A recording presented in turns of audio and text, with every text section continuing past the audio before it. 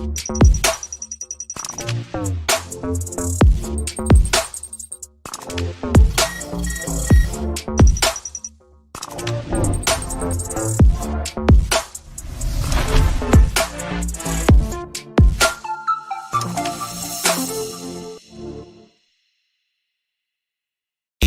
the 915 to H-Town, from the Panhandle Plains to the Valley, and everywhere in between, this is the 50/50 Podcast, powered by the 50/50 Podcast Network.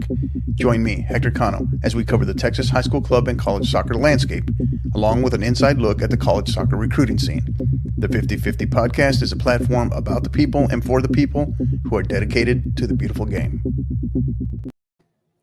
Here we go. We are back from Moody Gardens here in Galveston, Texas for the 2024 Texas High School TASCO, Texas High School Soccer Coaches Convention.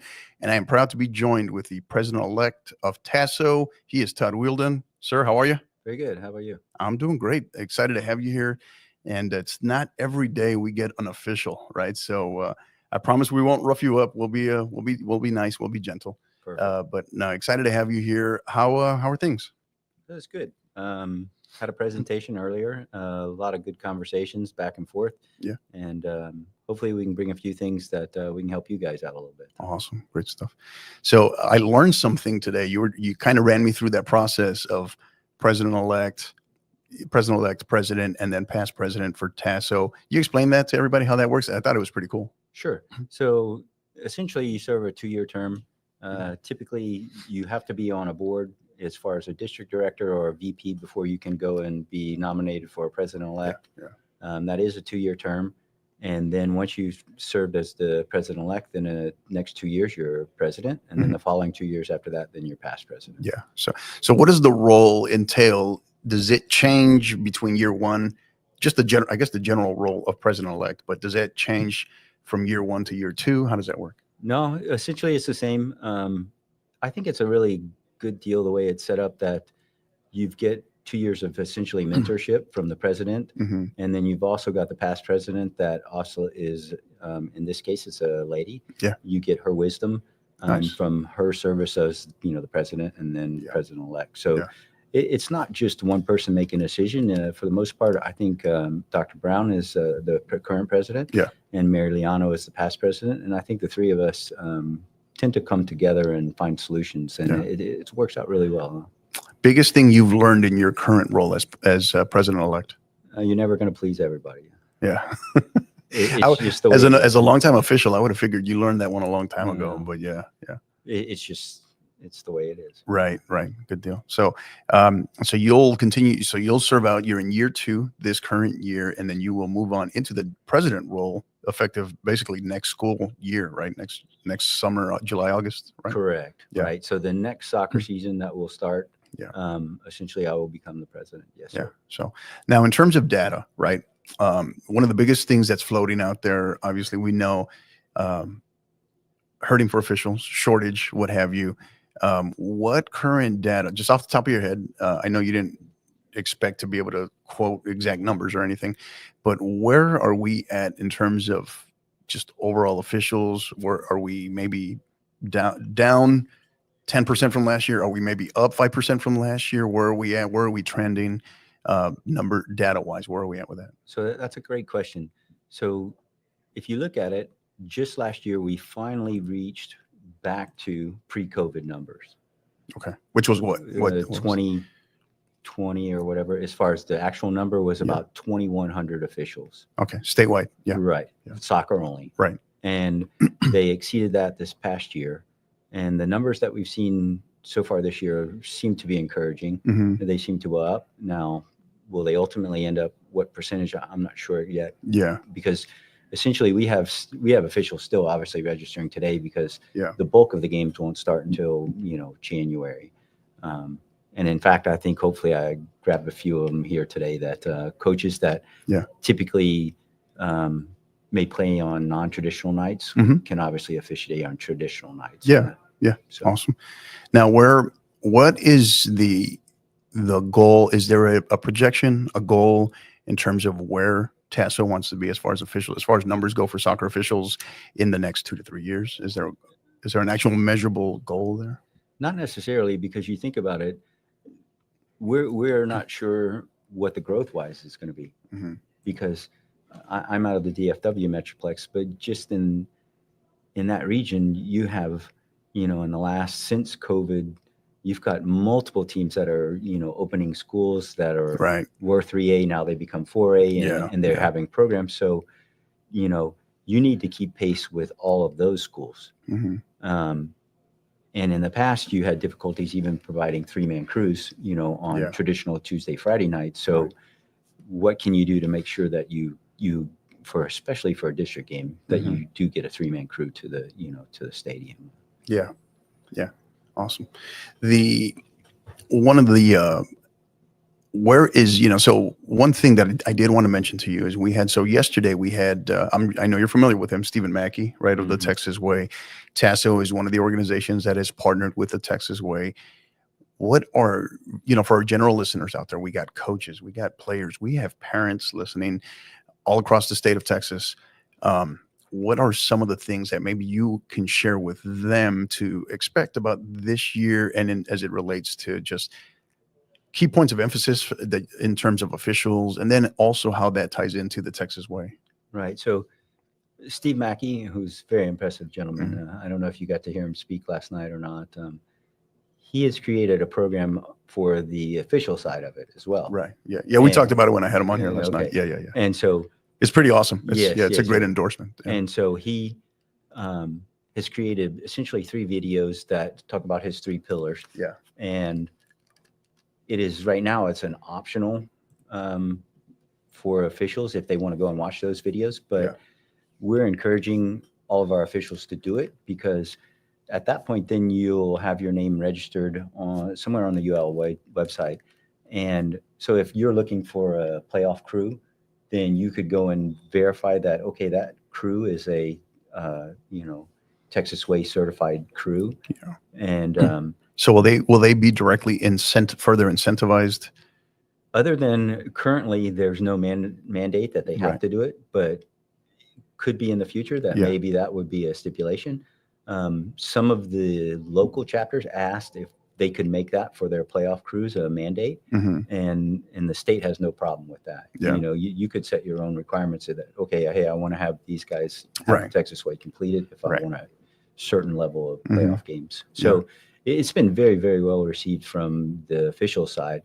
I think hopefully when you see and you walk into a stadium, you're going to see Texas Way everywhere when you go in. Yeah.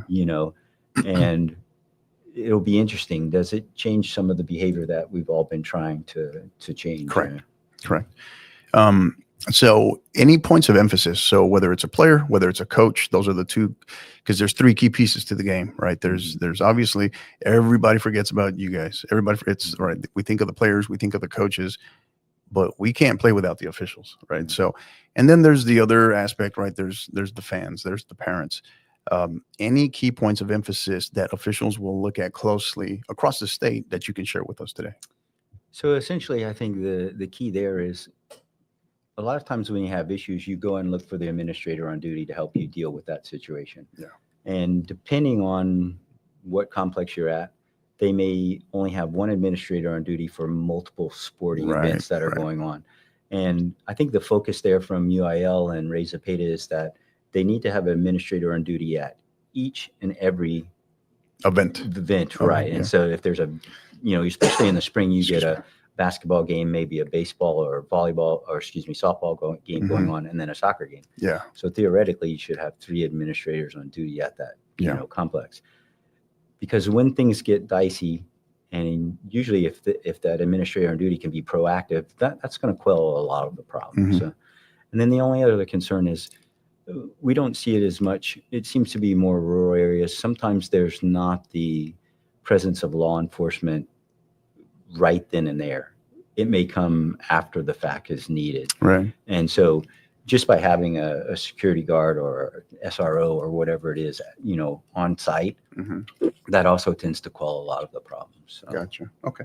Now, not so much obviously behavior related, but any other just general competitive points of emphasis that officials will be looking at closely that you can share? Are there any that you can share here with us today?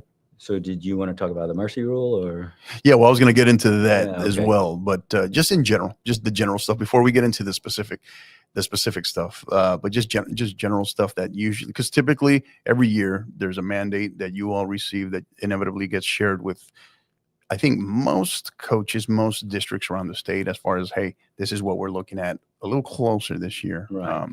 So they're going to reemphasize making sure that administrator duty is Mhm. present at the games. The other one that doesn't affect as much coaches, players, parents, or anything is the mandate that goals need to be anchored. So maybe a coach, Okay. he needs to make sure that his Yeah. facility So is safety. Yes, Yeah. yes.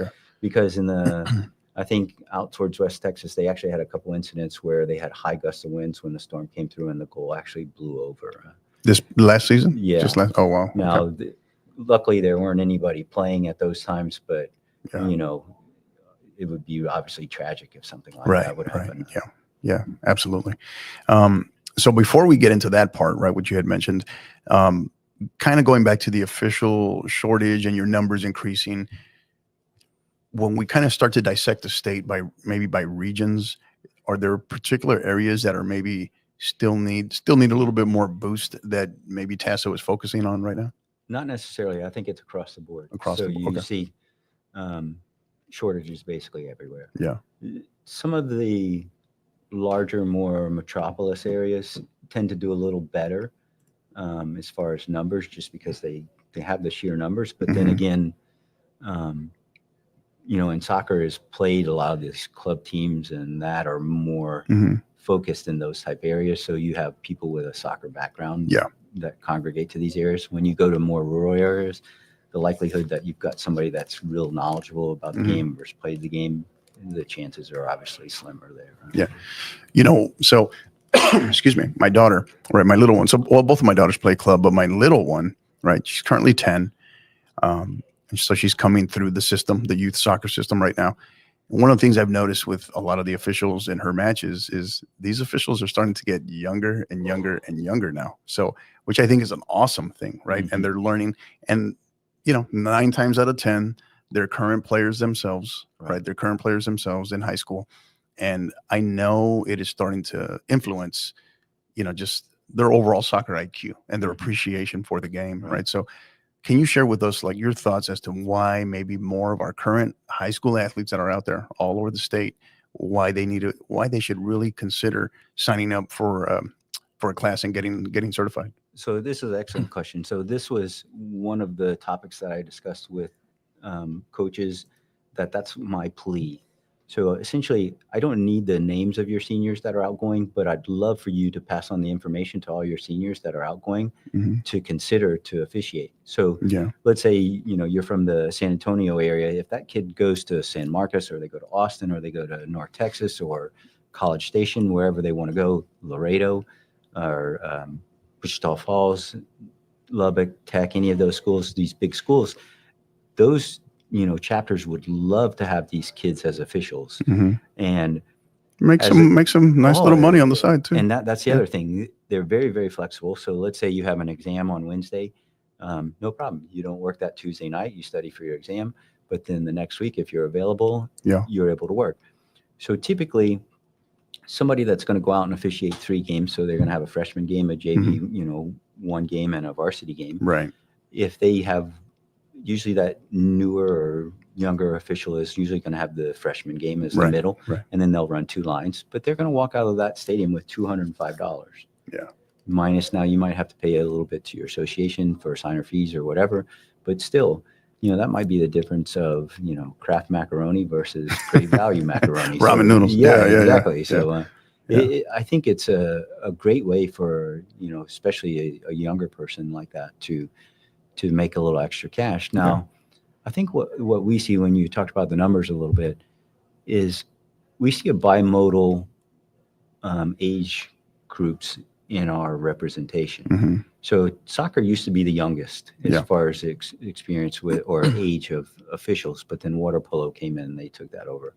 But you'll typically see that we have a lot of officials that are 25, 26, 27 or younger, and then there's this gap.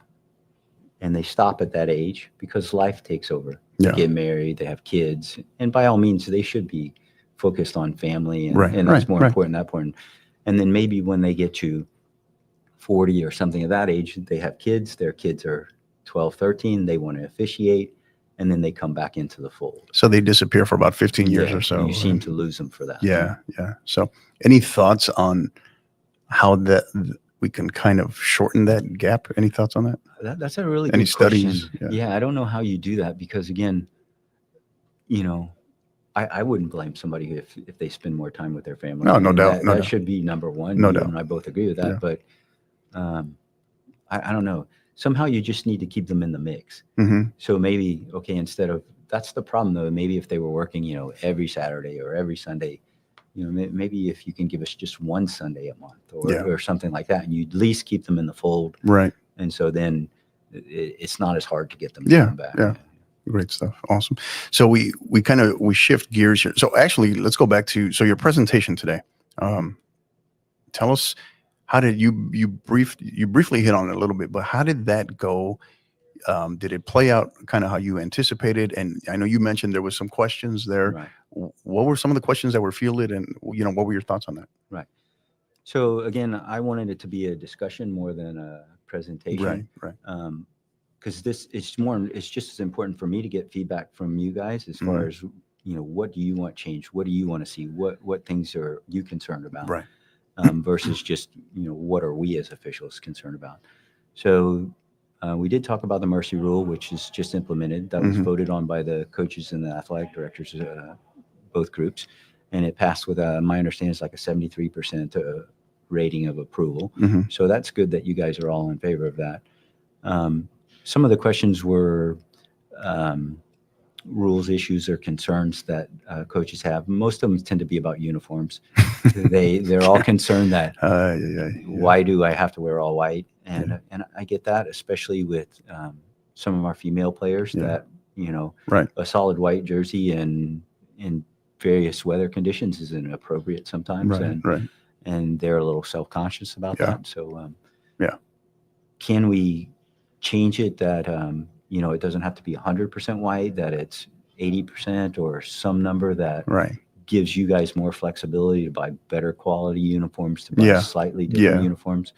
And that's something that I can take back and say, Absolutely. okay, hey, is this something that we can consider, and what does it take to get it changed is the key to. Yeah, I don't know what it is about. I think the uniform police within our sport at the high school level is alive and strong for whatever reason. This has been just an ongoing discussion that, going back to when I entered the high school game back in 2014, I thought, here we are. You fast forward a decade later, I thought we would have been further along than where we are.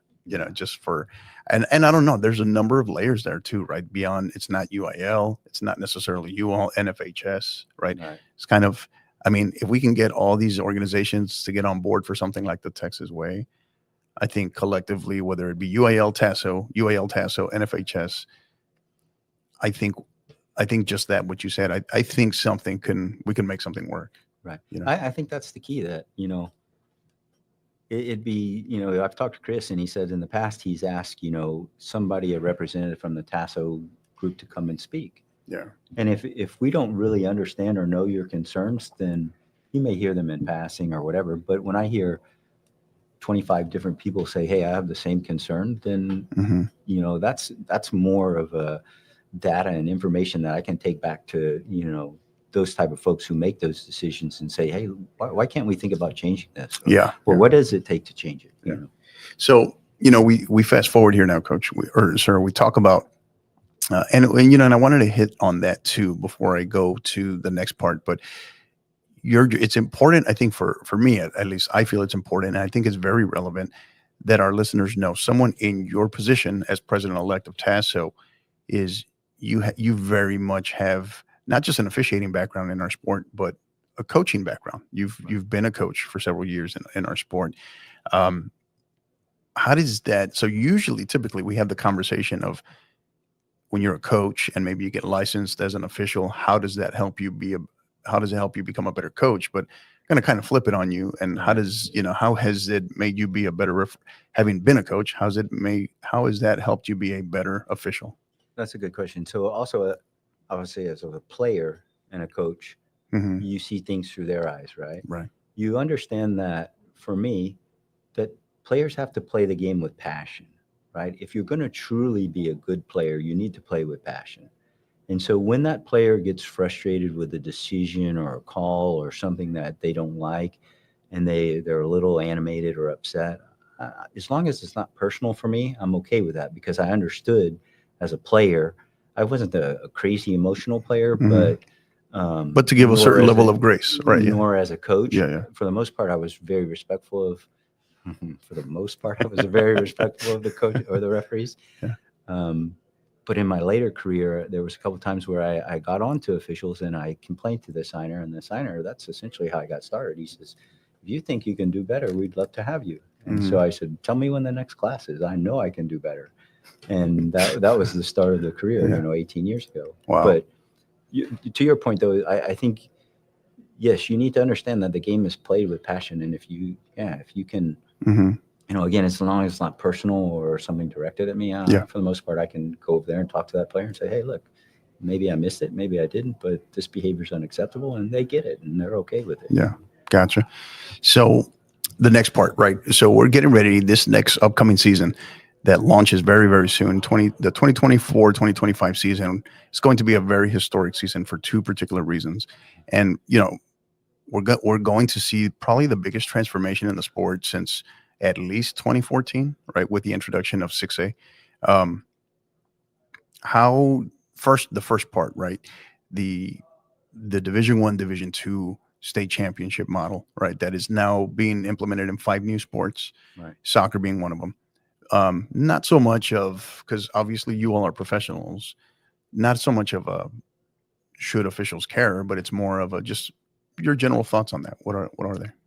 So we've had a little bit of this conversation prior to this, and in some ways, though, it will help the folks at UIL in assigning games because typically when you would get to the state tournament, they would have the semis and the finals there at the Hmm. state tournament, Yeah.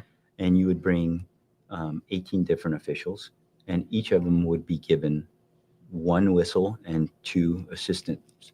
And so the problem would be me as let's say, a referee from San Antonio, and Hmm. your team makes it to the final. Now I'm ineligible to officiate your game. Yeah. Yeah. And so they wouldn't know who those teams were going to be. They could make estimates saying, well, okay, I know your team's strong and the likelihood is they may win, but that's never a given. You and I both know. And once the whistle blows, Right. and, so now I think once they get to the state tournament, they'll know which teams are already playing each other, and they'll be able to select, I think, the best quality official for that game based on, now I know, okay, I have a Austin chapter team playing against a Houston team, so I could therefore use a Tarrant or a Dallas referee, and essentially that. Excuse me. And Okay. I think that'll Yeah, help. I could see that. Yeah. And then the other thing is, for somebody like yourself, if as you go along, you'll be able to choose which officials you want leading all the way up to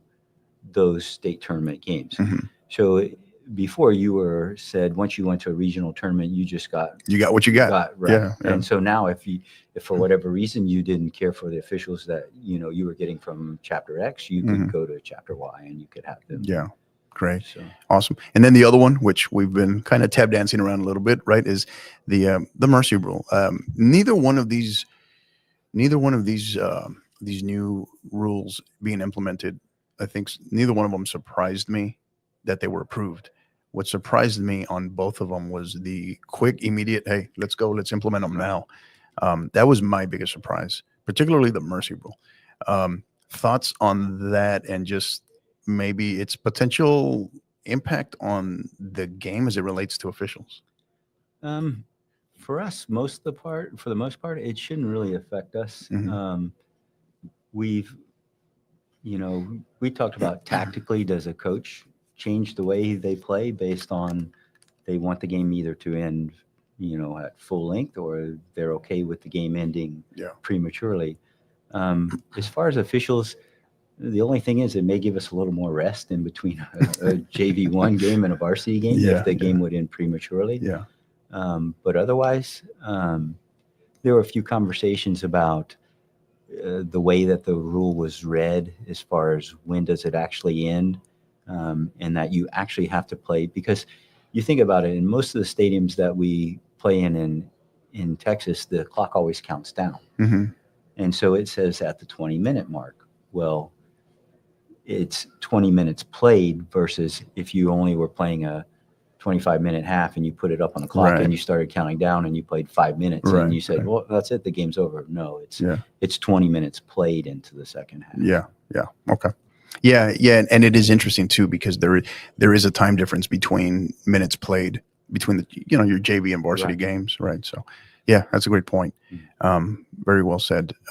So, thoughts on just the general environment here here at TASCO, here at the convention, just the vibe you're getting, being able to interact with different coaches, your observations. What are your thoughts? So, being from the Dallas Metroplex, there seem to be a lot of local coaches here. Mhm. And most of them I've officiated. So it's almost like a reunion, but not a reunion. Yeah. So that's good. I think, again, it's very important for us as officials and as an organization of TASO to have representation at events like this. Mhm. Because, again, if we don't understand and know your concerns, then how are we ever going to change things to make things for the better? And then in the other part is, things that we would like to see you guys help us with. This is our chance to present it. Yeah. I know in the Houston area, they've done a very good job of having like flex schedules. And I think in the San Antonio area, they've tried a little bit of it, but it hasn't been as successful. Yeah. I know in the Dallas area, it's not succeeded at all. Right. Um, Yeah, I've heard of some interesting variations coming out of Houston. I have so heard. for the Houston guys, I know at one point they made a mandate. They says, okay, all the even districts, you have to play Tuesday, Friday. Right. The odd districts, you play Wednesday, Saturday. And then when we get halfway, we just They flip. Yeah. Yeah, but we'd like to avoid that if possible. Mm-hmm. So the interesting thing is there's a couple ways. So I don't know how many schools in your area. Do you have any that do a 4-day school week? In our district, no, not in 28-5A, no. Yeah. So one thing would be, if there's two schools that are 4-day week schools, they could obviously play on Thursday, Mhm. and that would not be considered one of the school nights. Yeah. Right. Yeah. So that would help, Yeah. because again, just even if you move the one stadium Mhm. off of that night, there's 2 or 3 officials that are now available to go somewhere else that Mhm. you don't have to run a duel. Yeah, it seems, to the best of my knowledge, I've noticed the school districts, the ISDs that have gone to more of the 4-day work week do appear to be more of, generally speaking, some more of your rural ones. Okay. So that I would imagine the ones, probably the classification that would be impacted by that the most would probably be 4A. Yeah. But don't take that to the bank 100%, but those have been my observations and conversations I've had with a lot of coaches. And just thinking of me in the Dallas area, that is a true statement. Mhm. The schools or ISDs that I do know that are 4-day Mhm. are of more the rural On the outskirts. Yeah, for sure. Well, sir, this has been great. I really appreciated having you here. Last thing we want to end with is what we call our stoppage time, right? Okay. So this is the time where we give the opportunity for you to any shout outs, thank yous, talk about whatever's on your mind as it relates to the game, as it relates to the convention, anything, whatever you want to share goes. The floor is yours. Okay. Again, like I said in my presentation, I'd just like to thank all the coaches, because again, me personally, I was affected by, the leadership, and I had a lot of youth coaches that were excellent, Mhm. teachers as well, and essentially that's what you guys are. You're leaders of youth. And so I don't take lightly the job that you guys have to do, because you're leaders of young men and women. And Yeah. I think hopefully you don't ever forget that, Right. because that's, they're our future, It's a lot, yeah. whether we like it or not. Yeah. So again, thanks for you guys. Absolutely. I appreciate we appreciate the kind words, and obviously we'll do this offline, but we'll definitely, before you leave, we'll have you sign our ball, which is going to go in the podcast studios, and then of course our poster board here that's going to go to some coach that's here this weekend, somebody that wants it. So having everybody just kind of sign, put a little message up there as well. Again, this is Todd Wheeldon, President-elect of TASO. This has been great, sir. Thank you so much. Appreciate it. Appreciate your time. Thank you. And don't go anywhere. We'll be back very shortly with much more coverage of the 2024 TASCO Texas High School Soccer Convention from Moody Gardens here in Galveston, Texas.